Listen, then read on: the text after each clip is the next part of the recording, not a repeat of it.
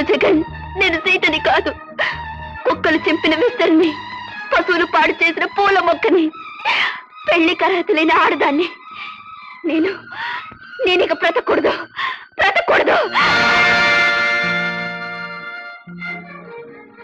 సీత, ఎవరు నీకింత అన్యాయం చేసింది? ఎవరు నేను నాశనం చేసింది? పగపట్టిన శేషు, అతని మనుషులు.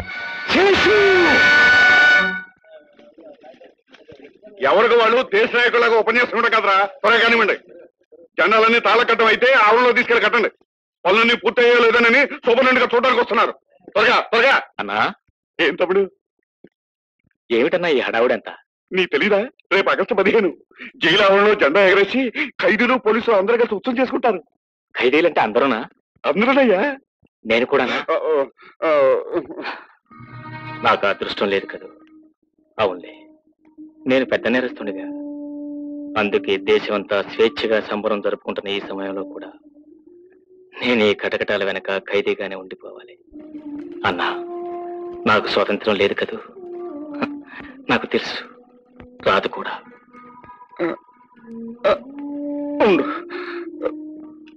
రేపు ఖైదీలందరికీ భోజనాల్లోకి స్పెషల్ గా స్వీట్స్ ఏర్పాటు చేస్తున్నారు కదా? చేస్తున్నాను సార్. నమస్కారం సార్.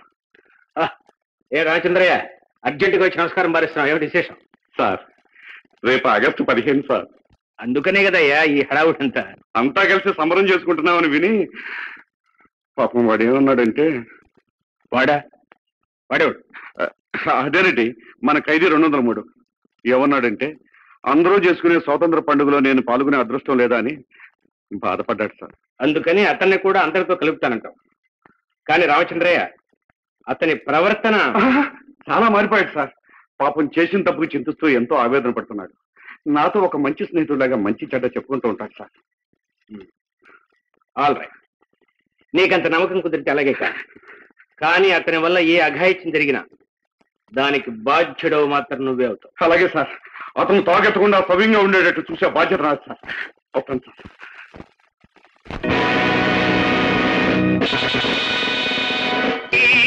జాతీయ పతాకం ఎగరాలి.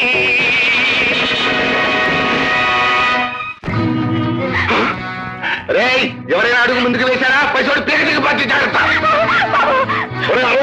నువ్వు చేసే పనికి నీకు శిక్ష మరింత ఎక్కువ అవుతుంది. మర్యాదగా బాబు నుంచి చేసిన పోరా బాబు సుద్రాయలా. నువ్వేంటి నాకు చెప్పేది? అరే సోకలే చెప్పరా. బాబు గారు మాట్లాడవరా? నిన్ను డొక్క చంద్ర, గేటు తెరిపించకపోతే ఏం చేస్తావు? ఏమంది? జైలుకు బలేస్తా నీ కొడుకుని. నీ కొడుకు నీకు దక్కాలంటే మర్యాదగా గేటు తెరమని చెప్పు. బాబు ఏం చేయకు. ఏమన్నా చేశావో ఆ భగవంతుడు క్షమించడం, నేను మాత్రం క్షమించడా?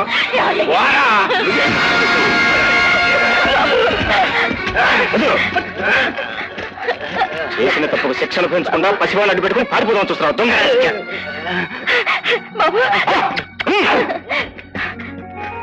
జగన్, ప్రాణాలకు తెగించి నువ్వు చేసిన సహాయం ఈ జన్మలో మర్చిపో. మాకున్న ఒకగానొక బిడ్డ ప్రాణం నిలిపావు. నువ్వు దేవుడు బాబు, మా ఇంటి దేవుడివి. అంత మాట అనకండమ్మా. పరిస్థితుల ప్రభావం వల్ల ఆవేశంలో మనిషి హత్య చేసిన హంతకుడికి కూడా మనసు మానవత్వం ఉంటుందమ్మా. ఈ రోజు తోటి మానవుడుగా నా కర్తవ్యం నేను నెరవేర్చాను. చూసారా సార్, వీళ్ళు ఎంత మార్పు వచ్చిందో. మాటలు చేష్టలు కూడా మారిపోయాయి సార్. నిజమేనయ్యా, నువ్వు చెప్పినప్పుడు నమ్మలేకపోయాను, పైగా అనుమానించాను కూడా. నీ కారణంగానే అతని నలుగురిలోకి హాజరు కానిచ్చాను. అందువల్లనే ఇవాళ నా బిడ్డ నాకు దక్కాడు. అతను నా విధంగా మార్చిన ఘనత, గొప్పతనం అంతా నీదే రామచంద్రయ్య. అవును గురు, ఆ శేషుగాడు వాడి మనుషులు గీత నీకు సాయం చేసిందని పగపట్టి ప్రతిరోజు ఆమె ఇంటి మీద పడి హింసిస్తున్నారు. నిన్ను రక్షించే దిక్కేవడని నాన్న అలర పెట్టేస్తున్నారు గురు. నా కొడుకు ఆ శేషుగాడి అంతం చూస్తాను.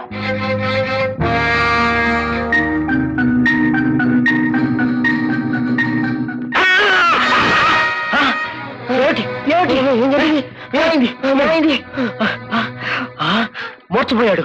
పట్టు పట్టు పట్టు.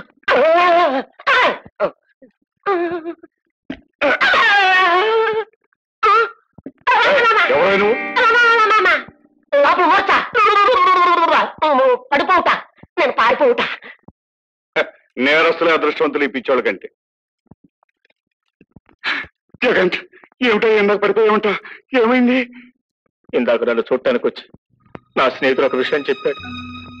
మా అమ్మ నా మీద బెంగ పెట్టుకుని మనోవ్యాధితో మంచం ఎక్కిందట. పరీక్ష చేయడానికి వచ్చిన డాక్టర్ ఇక లాభం లేదు, ఆశ వదులుకోమని చెప్పాడు. ఏమిటి, మీ అమ్మకి అంత అనారోగ్యంగా ఉందా? అవునన్నయ్య, అసలే గుండె జబ్బు మనిషి, పైగా కన్నబిడ్డ మొహం చూడనంతంతో కృంగి కృషించి మంచం పట్టుంటుంది. అనుక్షణం నన్ను గురించే పలవరిస్తుందట. నన్ను చూడాలని గోడు గోడు నేరుస్తుందట. ఏమిటి, అలా నిరాశపడి పసిపిల్లలాగా ఏడుస్తావెందుకు? నేను సూపరింటెండెంట్ గారితో మాట్లాడి ఏదో దాచుస్తానుగా. అయినా భూమాత అంటే ఆ తల్లికి ఆ రామచంద్రుడు ఏం అన్యాయం చేయడయ్యా. నువ్వు ధైర్యంగా ఉండు, నేను ఇప్పుడే వస్తాను. సార్ సార్, ఈ విషయం వినగానే నా గుండె తరుక్కుపోయింది సార్. ఆ ఖైదీ జగన్ తల్లి విషయం సార్. ఇందాక అతని స్నేహితుడు వచ్చి అతని తల్లి చావు బతుకులో ఉందని చెప్పాడు సార్. పాపం ఆ మాట వినగానే ఆ వెర్రివాడు స్పృహ తప్పి పడిపోయాడు సార్. It is sir. వాడేవిడు సార్, పాపం ఆ స్థితిలో మీరున్నా నేనున్నా అంతే కదా సార్. కోలుకునే తల్లి కోసం కుమిలి ఏడుస్తున్నాడు. గతంలో ఆమె నిందించినందుకు ఆఖరి క్షణంలోనైనా క్షమార్పణ చెప్పుకోవాలని ఆవేదన పడుతున్నాడు. ఆఖరు చూపుకైనా నోచుకోలేదా అని చిన్నపిల్లలాగా ఏడుస్తున్నాడు సార్. సార్, ఒక్కసారి వాళ్ళ అమ్మగారిని కలుసుకుని ఏర్పాటు చేయడానికి కుదరదా సార్? ఎందుకు కుదరదయ్యా? ఈరోజే పై ఆఫీసర్స్ కి పర్మిషన్ కోసం రాస్తాను. బహుశా వాళ్ళు ఒప్పుకునే అవకాశం. ఆ పని ఏదో త్వరగా చేయండి సార్. అతనితో పాటు నేను కూడా మీకు రుణపడి ఉంటాను. చూడు రామచంద్రయ్య, ఆ రోజు ఆగస్టు 15 జరిగిన సంఘటనలో జగన్ చేసిన పని గురించి పై అథారిటీస్కి రిపోర్ట్ రాశాను. అతని మీద జరిగే కోర్టు విచారణలో ఈ విషయాన్ని పరిశీలించి సత్ప్రవర్తన కారణంగా అతనికి శిక్ష తగ్గించబడే అవకాశం కూడా ఉంది. సార్, నాకు తెలుసు సార్, నిజంగా మీరు దేవుడు లాంటి వారు సార్. నో, ఒక నేరస్తుల్లోని మంచితనాన్ని ముందుగా గుర్తించిన నువ్వే. సార్, నన్ను పొగడకండి సార్, నాకు సిగ్గేస్తాను సార్. వస్తాను సార్. అవును రామచంద్రయ్య, జగన్ తరఫున మనం పెట్టిన పిటిషన్ గవర్నమెంట్ తోసిపుచ్చింది. అతను తన తల్లిని చూడటానికి అనుమతి ఇవ్వలేదు. చాలా అన్యాయం సార్, చాలా అన్యాయం. ఉరిశిక్ష పడ్డ ఒక కొడుకు చావు బతుకులో ఉన్న తల్లిని ఒక్కసారి చూసేందుకు కూడా ఒప్పుకోపోవడం చాలా అన్యాయం సార్. ఏం చేయగలం రామచంద్రయ్య? చట్టానికి మనసు ఉండదు, అనుబంధాలకు అనుభూతులకు అది చెల్లించదు. అందుకే దానికి కట్టుబడి బ్రతికే మనం ఏమీ చేయదు. అన్నయ్య, వచ్చావా? శుభవార్త తీసుకొచ్చావా? ఏమన్నారు? నేను ఎప్పుడు వెళ్ళొచ్చు? మా అమ్మని ఎప్పుడు చూడొచ్చు? చెప్పున్నాయా, మాట్లాడవి. మాట్లాడడానికి నోరు రావట్లేదు జగన్. నువ్వు మీ అమ్మని కలుసుకోవడానికి ప్రభుత్వం వారు ఒప్పుకోలేదట. అంటే ఇక ఈ జన్మలో మా అమ్మని చూడలేనా? నా మాటలతో బాధ పెట్టి గాయపెట్టిన మా అమ్మను క్షమించమని అడగలేదా? అన్న, నీకు చెయ్యెత్తి దండం పెడతారు. తల్లి కోసం తల్లడిల్లిపోయే ఈ బిడ్డకు అమ్మను చూసే అవకాశం ఒక్కసారి కల్పించు, ఒక్కసారి కల్పించు. ఆ తర్వాత నువ్వు ఊరి తీసినా నరికేసినా పర్వాలేదు. అన్నయ్య, ఈ స్నేహితుడు కామాత్రం చేయలేవా? నీ కాళ్ళు పట్టుకుంటా అన్నయ్య, కాళ్ళు పట్టుకుంటా. ఇదేమిటయ్యా, నన్ను బతిమాలితే నేనేం చేయగలనయ్యా? నేనేమైనా ఈ జైలుకి యజమాన్నా? నేనే కనుక గవర్నమెంట్ అయితే నీకు తప్పకుండా అనుమతి ఇచ్చేవాడిని. కానీ నేను గవర్నమెంట్ బంట్రోతిని, నేనేం చేయగలనయ్యా? అలా అనుకన్నా, అలా అనుకో. నా స్థానంలో నువ్వు ఉంటే నీకు తెలిసేది ఈ బాధ ఏమిటో. ఈ బాధని ఆవేదన తుడిచేయాలంటే ఒక్కసారి మా అమ్మని చూసేది చెయ్యి. చెబుతున్నాను కదయ్యా, నేను ఏమీ చేయలేనని. నువ్వు తలుచుకుంటే చేయగలవు. నిజమైన స్నేహితుడివి, రామభక్తుడివి అయితే నువ్వు తప్పకుండా చేయగలవు. చేస్తావు అన్నయ్య. అంటే అంటే ఏమిటో అనేది? ఏదో విధంగా నీ రాత్రికి వదిలే. ఒక్కసారి మా అమ్మని చూసి నోరారా అమ్మ అని ఆఖరిసారిగా పిలిచి తెల్లవరలోకి వచ్చేస్తా.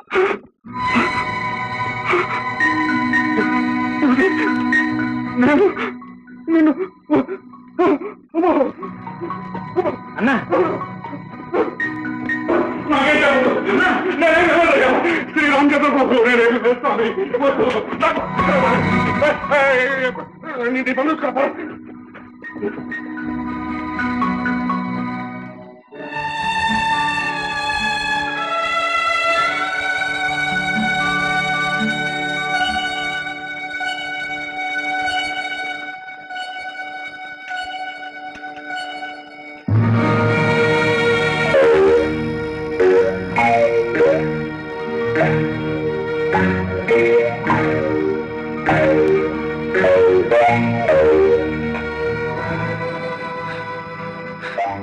అన్నా, నీ మేలు జన్మలో మర్చిపోలేదు. మేలు మర్చిపోయినా పర్వాలేదయ్యా.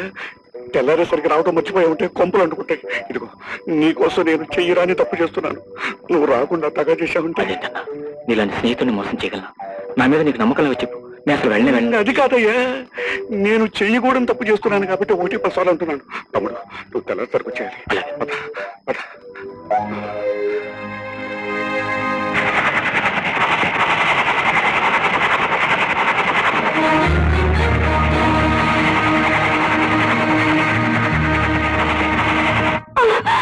ఆగు జగన్, ఆగు, నన్ను తాకద్దు. నేను బయలుపడిపోయాను జగన్, నేను బయలుపడిపోయాను.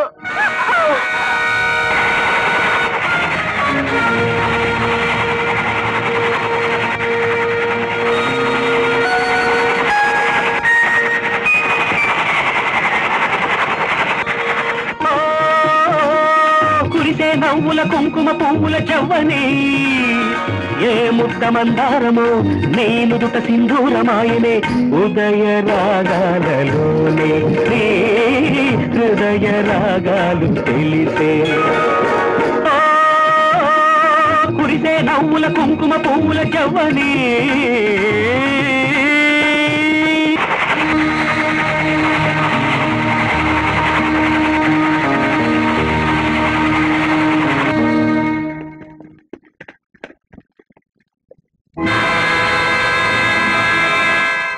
ఇంపాసిబుల్. ఇంత పకడ్బందీగా ఉన్న ఈ స్పెషల్ సెల్ నుంచి ఒక ఖైదీ తనకు తానుగా తప్పించుకెళ్ళటం అనేది హైలీ ఇంపాసిబుల్. అంటే మీరనేది మనలో మనిషి ఎవరో సహాయం చేసి ఉండాలి. రామచంద్రయ్య, వెంటనే అన్ని పోలీస్ స్టేషన్స్ కి ఇన్ఫార్మ్ చేయి. ప్రమాదకరమైన ఈ ఖైదీ పట్టుబడేటట్టు చూడాలి. Yes sir.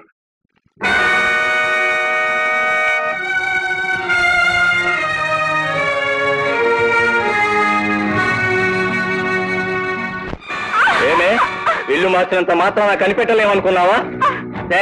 ఏ సందులో ఏ ఇంట్లో ఎవరికాలు దాక్కున్నా సరే నిన్ను వదలవే. నన్ను ఎందుకు హింసిస్తారు? నేను మీకే అపకారం చేశాను. సుప్రీంకోర్టుకి వెళ్ళి వాణ్ణి రక్షించడం కాదే, ముందుగా నేను రక్షించే దేవుడెవడో వాణ్ణి రమ్మని చెప్పాడు. వచ్చాన్రా, మీ పాలిటి మృత్యువునే వచ్చాన్రా, లుచ్చారా.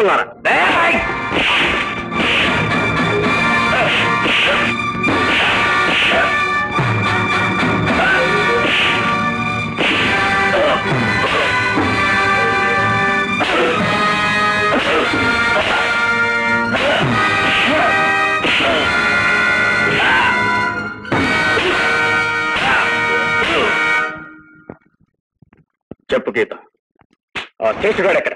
నాకు తెలీదు జగన్. కళ్ళు మూసిన నా సీత నా కళ్ళు తెరిపించింది. ఆ బ్రతికి స్వస్తి చెప్పి ఆ పరిసరాలకు పాపాలకి దూరంగా ఇక్కడికి వచ్చి ఒంటరిగా బ్రతుకుతున్నాను. అయినా శేషు నన్ను వదలక పగపట్టి ప్రతిరోజు మనుషుల్ని పంపించి నన్ను హింసిస్తూనే ఉన్నాడు. అందుకే గీత, వాడి ప్రాణం తీసి శాశ్వతంగా వాడి పీడ వెరగడ చేయాలని వచ్చాను. కానీ నువ్వు జైలు నుంచి ఎలా వచ్చావు జగన్? రామచంద్ర అయిన అమాయకుడైన పోలీస్ సహాయంతో తప్పించుకొచ్చాను. ఇక్కడ ఉంటాడేమో ఆ శేషుగాడిని నరికి ముక్కలు చూసి తెల్లవారేసరికి జైలుకి వెళ్ళిపోదాం అనుకున్నాను. ఎలాగో వచ్చాను కనుక ఎన్నాళ్ళైనా సరే వెతికి వేటాడి వాడిని చంపి మరీ వెళ్తాను. ఎంత పనిచేసావు జగన్. ఇప్పుడు నువ్వు ఇలా తప్పించుకుని రావటం వల్ల నీ నేరాన్ని రెట్టింపు చేసుకున్నావు. నీ శిక్ష తప్పించడానికి పెద్ద లాయర్ని ఏర్పాటు చేశాను. సుప్రీంకోర్టుకు అప్పీల్ చేశాను. ఇప్పుడు నువ్వు ఇలా తప్పించుకోవటం వల్ల నా ప్రయత్నాలన్నీ వ్యర్థమయ్యాయంట. నన్ను ఏ కోర్టు క్షమించదంట. గీత, నాకు ఈ లోకంలోని శిక్షలో క్షమలతో నిమిత్తం లేదు. నా లక్ష్యం అలా ఒక్కటే, నా సీతను బలి తీసుకున్న శీర్షుగాన్ని ముక్కలు ముక్కలుగా నరికివేయాలి.